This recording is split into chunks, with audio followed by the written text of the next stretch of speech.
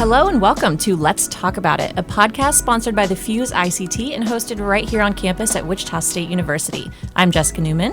And I'm Bobby Berry. And this is our inaugural episode, so we'd like to start by just explaining a little bit about who we are and what we are here to do.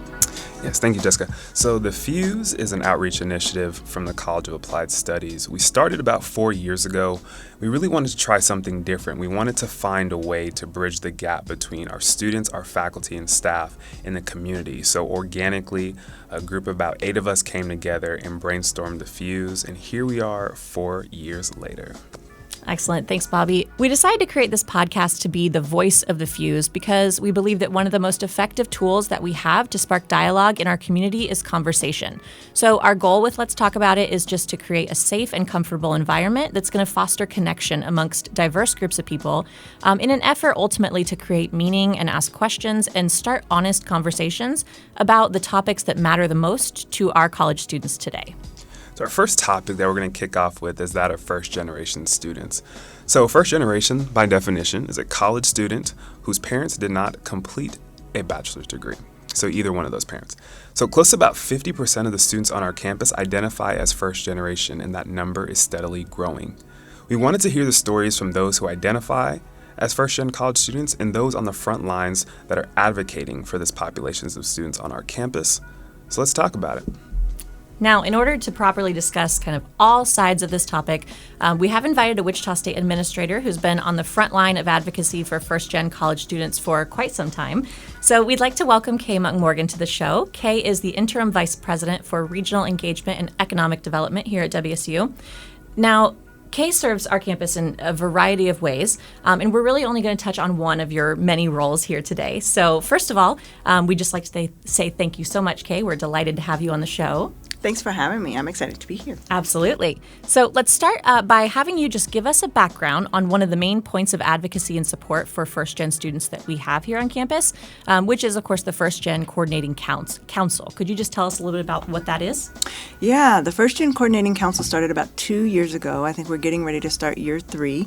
Kind of on a fluke, actually. I got together a group of faculty members who were interested in First Gen, who had demonstrated there's lots of evidence that they were student-centered and focused, and I took them to a conference with the support of the provost and the dean of the College of Liberal Arts and Sciences at the time, with the intention of learning from a faculty perspective how we could create better, stronger supports for our First Gen student population. We were inspired so much that at that particular conference, I think there were 7, maybe 8 of us in total, that we sat out on the porch of this North Carolina inn and determined that we were going to come back and be a council, and we were going to move some things forward. We had a list of those things that we wanted to target, and so the First Gen Coordinating Council was born. It has been intentionally created to bring together faculty that are representative from every one of the academic colleges. We have representatives from every entity on campus that has a specific mission to serve first-gen students. And we come together and really talk about how we can leverage one another's activities and support, what types of things we see that are deficits on behalf of the institution, how we can change, and then how we can help our students better navigate university. That's great. Thank you. So, Kaye, I know that you've been on this campus for about 30 years now. I'm old. About 30 years. And so where does this passion to serve our first-gen students come from? Where does that come from inside of you? Yeah, I'm a first-gen student. Yeah. And what I know for sure is that a first-gen student is also a first-gen professional who's also maybe a first-gen home buyer, who's also a first-gen investor. You're a first-gen for the rest of your life. And so I am always I know it's overwhelming, but you're always continuing to learn. I spent 20 years working in a program that worked specifically targeting first-gen students who were gifted in math and science in an effort to get them into post-secondary, and it is my life's work. I've been able to determine no matter what position I sit in, I'm very clear of what my purpose is. And my purpose is to continue to create bridges and opportunities for folks who come after me that are like me then and even now. So on your time here of the last 30 years, has that purpose became more clear to you, and has it been easy to maneuver on this campus with that purpose? Oh, absolutely not. Universities were not created for first-gen students. Universities were, if you go back to in the history, were created for white male landowners of a certain age with a certain amount of wealth. First-generation college students were not a part of the lexicon, or certainly not the enrollment perspective. So no, most of the systems on our campuses are not set up for these students. They weren't set up for me. I was very fortunate. I came to Wichita State as a scholarship student, and was the navigation was much easier when folks when you're visible and people are paying attention to you. Many of our first-gen students, it's an unseen, non-visible identity. And so a lot of our students move in spaces and places where people don't identify or know that they're first gen. And so it hasn't been easy.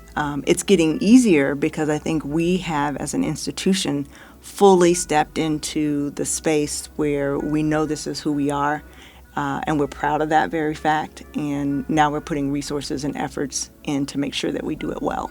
I will say I've heard you talk about first generation students and the advocacy of them several times on our campus, and your passion, I think, is something that I love seeing. I think it's really honest and it's really sincere, and I think it's been a driving force in a lot of what's been happening on our campus. So when you think about everything that you have done, that the council has done, that the university as a whole has done to improve the way we work with first generation students, is there anything that you can kind of pinpoint as maybe one of your proudest accomplishments, or something that you really think was pivotal in the shift that we're seeing in our university?